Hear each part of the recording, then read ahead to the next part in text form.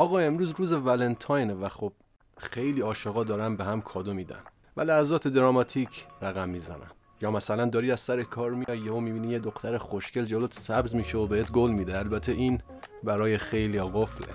چی شد که 14 فوریه هر سال رو به عنوان روز ولنتاین انتخاب کردن؟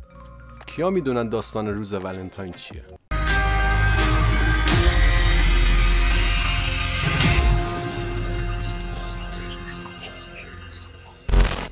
داستان ولنتاین یا همون روز عشاق داستان گرامی داشت یک بابای قدیس به اسم سم ولنتاینوه که توی یک کلیسای کوچولو در روم ایتالیا مردم رو مورد شفاعت قرار میداد.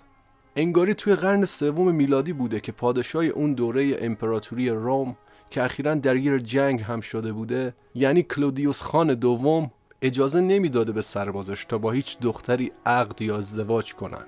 ایشون که شاید یکی از بزرگترین وارد کننده های کافور اون زمانم بوده، فکر میکرده سربازاش با ازدواج کردن تضعیف میشن و روحیه جنگندگیشون رو از دست میدن. حالا این وسط پاپ عزیز ولنتاین قدیس کسی بود که سربازا رو به صورت مخفی به عقد دختر مورد علاقهشون در می آورد.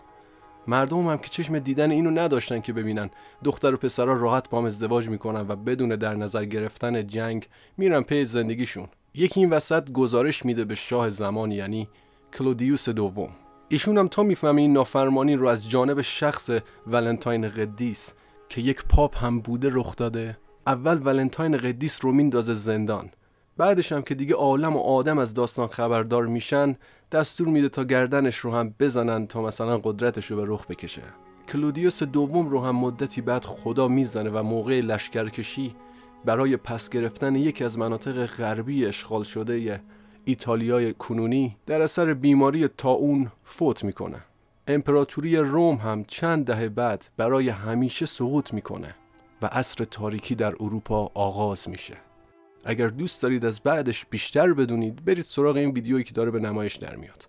در واقع جشن قدیس ولنتاینی که هنوز به جا مونده رو ما مدیون پاپی هستیم به اسم ژولاریوس یکم. این ژولاریوس یکم بود که این جشن رو در 14 فوریه به افتخار سنت قدیمی ولنتاین روم برای اولین بار برگزار کرد که از سال 496 بعد از میلاد مسیح آغاز شد و این روز از زمان دوره رنسانس اروپا یک روز رمانتیک و عاشقانه قلمداد شد و این سنت بسیار قدیمی تا به امروز در سرتاسر دنیا چه برای مسیحیان و چه برای غیر مسیحیان ادامه داره. برای بار انوم ازتون درخواست میکنم که با لایک و کامنت از تیم ما حمایت کنید و اگر کرمتون خیلی زیاده کامنت خارجی هم بذارید تا ثبت بشه به عنوان کامنت. خیلی از لایک ها و کامنت های شما عزیزان بعد از گذاشتن سریعا ناپدید میشه. امیدوارم عشق کرده باشید حسابی از دیدن این ویدیو. ازتون میخوام که قلمرو هنر رو سابسکرایب کنید تا ما برای تولید محتواهای بیشتر با محوریت موضوع هنر ترغیب بشیم. تا یه محتوای دیگه ولنتاین خوبی رو هم براتون آرزو میکنم.